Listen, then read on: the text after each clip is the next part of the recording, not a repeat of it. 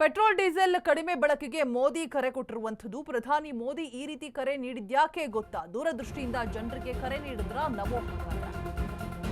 ಪ್ರಧಾನಿ ಮೋದಿ ಕರೆ ಹಿಂದಿದೆ ಹತ್ತಾರು ಸತ್ಯಗಳು. ಹಾದಿ ಬೀದಿಲಿ ಪೆಟ್ರೋಲ್ ಡೀಸೆಲ್ ಮಾರಾಟಕ್ಕೆ ಬ್ರೇಕ್ ಹಾಕಲಾಗಿದೆ.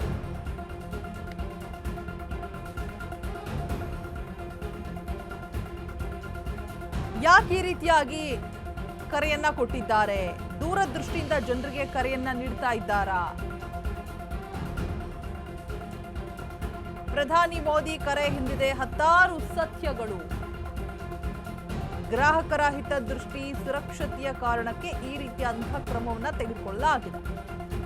ಬಾಟಲಿ ಕ್ಯಾನ್ಗಳಲ್ಲಿ ತೈಲ ಮಾರಾಟಕ್ಕೆ ಬ್ರೇಕ್ ಹಾಕಲಾಗಿದೆ.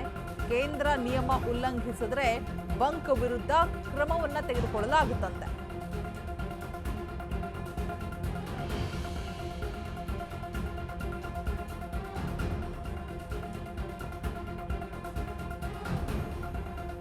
ಪೆಟ್ರೋಲ್ ಡೀಸೆಲ್ ಕಡಿಮೆ ಬಳಕೆಗೆ ಮೋದಿ ಕರೆ ಕೊಟ್ಟಿರ್ತಾರೆ. ಚಿನ್ನವನ್ನು ಕೂಡ ಖರೀದಿ ಮಾಡಬಾರದು ಅಂತ ಹೇಳಿರ್ತಾರೆ. 1 ವರ್ಷದವರೆಗೆ ವಿದೇಶಿ ಪ್ರಯಾಣಗಳನ್ನ ರದ್ದು ಮಾಡಿ ಅಂತ ಹೇಳ್ತಾರೆ.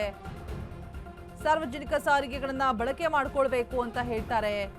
ಬೈಕು ಕಾರ್ಗಳನ್ನ ಬಿಟ್ಟು ಮೆಟ್ರೋ ಬಸ್ಗಳನ್ನ ಯೂಸ್ ಮಾಡಿ ಅಂತ ಹೇಳ್ತಾರೆ. ಸೊ ಯಾಕಾಗಿ? ಹಾಗಾದ್ರೆ ಮಾರ್ಗಸೂಚಿಯಲ್ಲಿ ಏನೇನೆಲ್ಲ ಇದೆ? ಟ್ಯಾಂಕರ್ ಕಂಟೈನರ್ ಇಂಧನ ತುಂಬಿಸಬೇಕು. ಪ್ರತಿದಿನಕ್ಕೆ ಗರಿಷ್ಠ 200 ಲೀಟರ್ಗೆ ಮಾತ್ರ ಮಿತಿ ಇರಬೇಕು. ಬಾಟಲಿ ಕ್ಯಾನ್ಗಳಲ್ಲಿ ತೈಲ ಮಾರಾಟಕ್ಕೆ ಬ್ರೇಕ್ ಹಾಕಲಾಗಿದೆ. ರಿಟೇಲ್ ಔಟ್ಲೆಟ್ಗಳು ಮಟ್ಟದ ಇಂಧನ ಪೂರೈಕೆಗೆ ಬ್ರೇಕ್ ಹಾಕಲಾಗಿದೆ. ಬಲ್ಕ್ ಮಾರಾಟ ಮಾಡಿದ್ರೆ ಪರವಾನಗಿ ರದ್ದತಿ ಕ್ರಮವನ್ನು ತೆಗೆದುಕೊಳ್ಳಲಾಗುತ್ತೆ. ಕೃಷಿ ಜಲಚರ ಸಾಕಾಣೆಗೆ ಅಗತ್ಯವಿರುವಂತಹ ಡೀಸೆಲ್ ಅನ್ನ ಪೂರೈಕೆ ಮಾಡಬೇಕು. ರೈತರ ಬೇಡಿಕೆಯನ್ನು ಪರಿಶೀಲಿಸಿ ಇಂಧನ ವಿತರಿಸುವುದಕ್ಕೆ ಸೂಚನೆ ಕೊಡಲಾಗಿದೆ. ಇನ್ನು ಸುರಕ್ಷತೆ ಲೈಸೆನ್ಸಿಂಗ್ ನಿಯಮಗಳ ಉಲ್ಲಂಘನೆಗೆ ಕ್ರಮವನ್ನ ತೆಗೆದುಕೊಳ್ಳಲಾಗುತ್ತೆ. ಸೊ ಇಷ್ಟು ಕೂಡ ಮಾರ್ಗಸೂಚಿಯಲ್ಲಿ ಇರುವಂತಹ ಅಂಶಗಳು.